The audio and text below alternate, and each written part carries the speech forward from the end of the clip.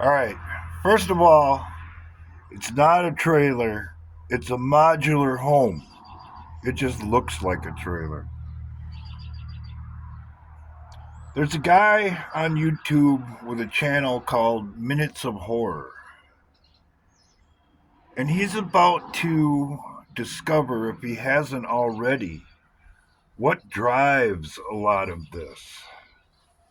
And he touched on it in a video that he made today. I would recommend you go check it out. He said something that I have said several times throughout all of this, what we have been witnessing since 2016. It isn't what you believe that really counts. It's what they believe. The people that run the world and our society, I suppose you could say, that runs all of this. And what they believe is based in a belief system that most people know nothing about.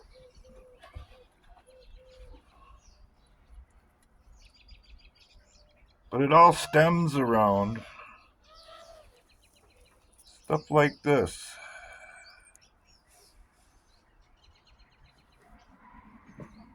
In other words, what some people would call Satanism, what I would call paganism. And the pagan religion is all about rituals and dates and certain events and so forth and so on.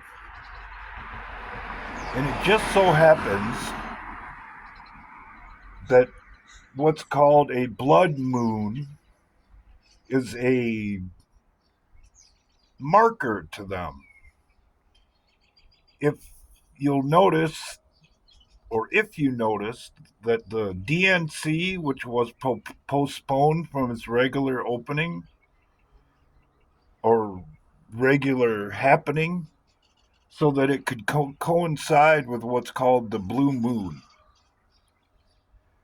And that was done intentionally to try and get their god or their gods, however you want to put it, on their side. So, what do you think the blood moon represents to them, given everything that's been going on and all of the examples that are set have been set?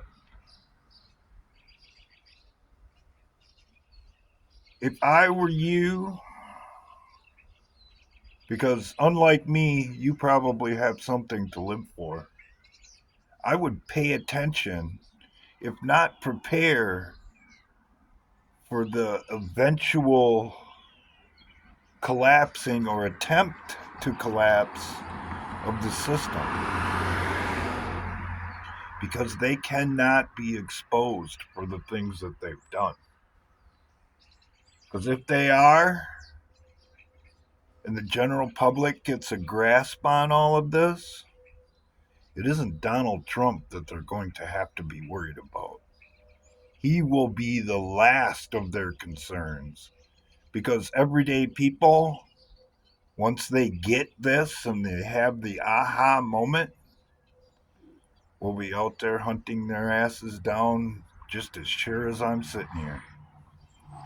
It won't be me, but there are plenty of people who would be more than happy to flip that switch and pick up that torch. I personally am going to wait until they bring it to me, to my door. And then everything that I know and have experienced in my life will come into play in that moment. And quite frankly, given the things that I have been through in my life, and it's been a living hell my time on this planet, I don't even want to get into it. I feel sorry for whoever flips that switch, because there will be no quarter, there will be no mercy, and there certainly will be no hesitation.